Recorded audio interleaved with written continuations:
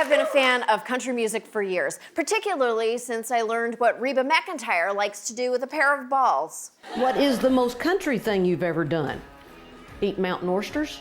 If it wasn't for this, we would have starved to death when we were growing up. Really? See, Daddy would get in bulls, and then we'd castrate them, and then we'd eat these for at meals. You go, girl! The women of country music are quite literally ball-crushing legends, which is why I'm so furious to hear that it's harder to be a woman country artist in 2020 than it was 2 decades ago. I sent Amy Hoggart and Sasheer Zamata to learn more. This past year, even country music went feminist. Brandi Carlile and Tanya Tucker earned a bunch of Grammy nominations. The CMAs had all women hosts, And they made everyone walk out of a big glass vagina. and Holy Mother of Biscuits and Gravy, even Cracker Barrel played exclusively music sung by women. So crank up that country radio for some lady-powered action. Your little hot self over here. Girl, hand me another beer. You country girl, shake it for me. It takes forever getting ready, so she's never on time. Oh, sentimental sexism. Okay, it's just a bunch of dude bros. Hi. So we're in the neon-soaked streets of Nashville because there is a problem with sexism in country music, and also sports, finance, and politics. But like I was saying, we're in Nashville. First stop, the Next Women in Country event to ambush Brandi Carlile, recipient of the Impact Award. What do you think is the main reason that we're not hearing enough female voices in country music? I think that's a really good question, and Thank you. yeah, the answer to it is that there's really no one person that you can point a finger at. Anyone that listens to country music, anyone that loves country music, despite where you fall on the political spectrum or who it is that you are, ask yourself this question, which is, what do you want your daughter to know about herself? And if you can't get that from country music, if you can't get that from country radio, it's a problem. Is there one person you would like to point a finger at? Yeah, absolutely, Kid Rock. No, I'm joking. Recent polls show that country ranks as one of America's favorite music genres. Unfortunately, since 2000, there's been a 66% decline in songs by women artists on country radio. What's the opposite of yeehaw? We're at the mothership of country music, the Ryman Auditorium, to catch up with CMT's Leslie Fram. She is pointing her finger at something called Tomatogate.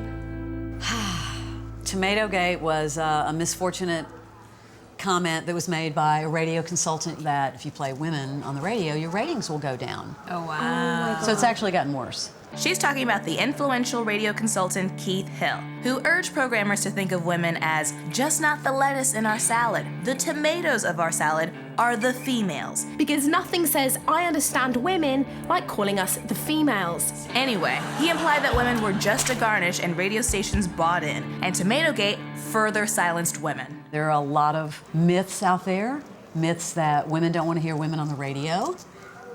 You can't play 2 women in a row. I don't mean to be patronizing, but why is radio still a big deal in country? Like, do you guys still use rotary phones? Believe it or not, radio's still king. So I feel like we're training people not to hear female voices. Seems like America is moving past training and going full-on pro. And since country music is by far the most popular genre in conservative swing states, some artists are taking the Tomatogate high road and just... You say tomato, I say you.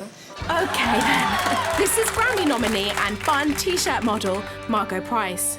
I wrote a song called Pay Gap, and it's exactly what it's about. That lost me a lot of those mainstream country fans that I had. And you're not even signed to a country label, are you? No, I was blacklisted by a lot of those people because my music talked about real life problems, and they just didn't like what I had to say. But there are people in rural America who need to hear these songs, especially young women. Turns out, not listening to women is pretty much the national pastime. In 1975, they banned Loretta Lynn's Ode to Birth Control, The Pill. The Dixie Chicks were cancelled for criticizing that decade's Iraq War. And Tanya Tucker was banned for just alluding to premarital sex. You know, I'd really expect more tolerance from a genre that supports f***ing your truck. When I first started out, they wouldn't have another woman on a show. It'd be 1 woman and 3 boys. If I show up late 10 minutes for a show, oh, all hell breaks loose. Hank Jr. shows up 2 hours late, nobody ever hears about it. Right. The women in country music, they've had the hard road to hoe. I really want that on a t-shirt. As a country saying. With rhinestones. And according to singer Guyton, like most roads, these get even harder when you're Black. Black people love country music, and there's so many people that look like me that love country music, and that's what I'm here to do. We're really just paving our own way. That sounds like the lyrics to a country song. Yeah. You actually look like a country music singer. Women paving their own way. You'd be in a girl group, Ebony, Ivory. I don't want to do that. Is that okay? Yeah, I'm surprised to meet you because the only Black person I knew in country was Lil Nas X. There's so many more. Okay, side note, these same gatekeepers had Old Town Road removed from the country music charts because of the song not embracing enough elements of today's country music. I translated that from Southern to English, and it means he's Black. We deserve to have our time here. We deserve to be here. I get so many messages from girls saying, I'm so glad to see someone that looks like me. And that's a win for me. This shit needs to end now. We can't have another generation of fans limited by the taste and opinions of old white men. They already have the Oscars, sports, banks, medicine, Hollywood, and most presidential candidates. But we're in Nashville. We want to make a difference here. We need our own country campaign and catchphrase. I'm thinking like twangs up. Twangs up.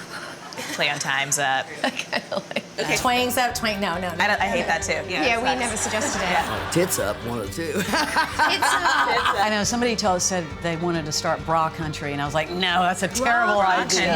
I don't mind it. Let's save a koozie, play a cowgirl. I just want women to get played. You come up with the slogan. We can do that. We can do it. It's time to kick out the wilted lettuce and incorporate more tomatoes in this salad. It's caprese time, bitch. We took our message past Nashville's record labels, venues, and radio stations, and we're taking it back to New York City and bringing along our own, the females.